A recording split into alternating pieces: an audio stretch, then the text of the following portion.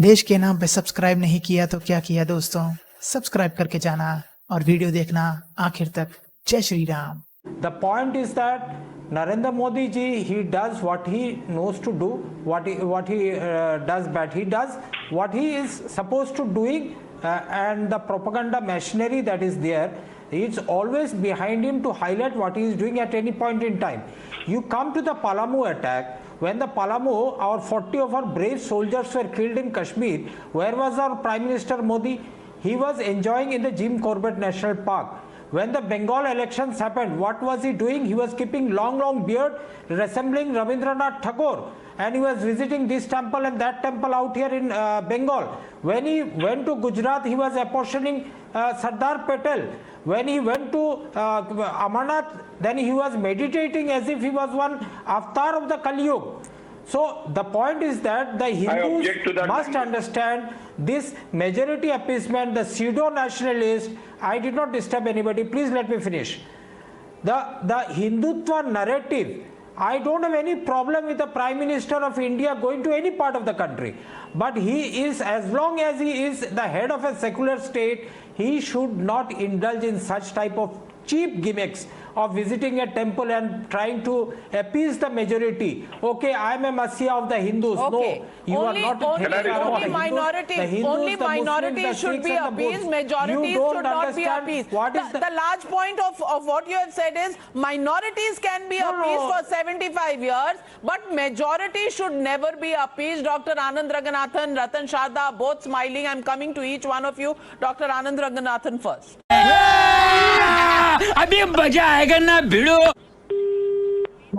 Good evening, Navika. If Modi visits a church or a mosque or a gurdwara, he is pandering to the minorities. If he visits a temple, he is pandering to the majority. Heads I win, tails you lose. करें तो करें क्या? जाएं तो जाएं कहाँ? वाह मोदी जी वाह. Look, it is beyond any doubt that like it or lump it, we are an intensely religious nation. A nation where 155 million of our infants, Navika, aged 1 to 3, are categorized as Hindu, Muslim, Sikh and Christian, as if these infants told the census lady or census man what their religion is. It is a fact that everything we do somehow involves a prayer or an offering or a visit to the gods. That is an easy route to pleasing the voters, is therefore a given for our politicians. It's as simple as that. What do you think Mr. Secular Arvind Kejriwal has been doing this past week? Leave alone the fact that he doesn't know the definition of secularism. So that's why we call Arvind Kejriwal a second hand of the BJP. He is not only spending taxpayers' money in arranging for pujas and their live telecasts with blanket ads, he is now offering the voters of Goa free pilgrimage to holy places. Hindus ke liye Ayodhya, Muslims ke liye Ajmer, Christians ke liye Velankani. And we the taxpayers are selling out for the shameless vote bank politics. And he isn't alone in this. Absolutely not. All politicians of all political parties do it. BJP's Shivraj Singh Chauhan Mamaji has been doing this for 10 years.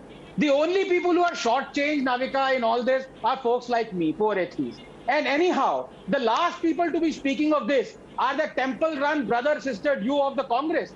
In their hurry to placate the Hindus, they don't even realize that theirs is a party that is entrenched in Hindu phobia. You don't believe me? Recall how Mahila Congress leader Balal made a Gau Mutra jibe, same as the Pulwama bomber. Recently, a Goa Congress leader Jalmi termed Hindu god Parshuram a terrorist and a rapist. Congress mouthpiece National Herald routinely publishes Hindu-phobic articles, including one where it said Hindu epics were replete with misogyny and Me Too instances. Remember, the Congress celebrates Tipu Jayanti despite knowing he demolished hundreds of temples and converted and butchered lakhs of Hindus. And who can forget the phrase saffron terror was coined by Congress, and that it wanted to pass the communal violence bill where only the majority, i.e. Hindus, would be held guilty in a communal riot. How many instances are there where the Congress has abused Islam? In fact, it demanded hanging of Amlesh Tiwari for making the comment considered Islamophobic. But the question I'm asking you, Anand Ranganathan, the question I'm asking you, and let me take that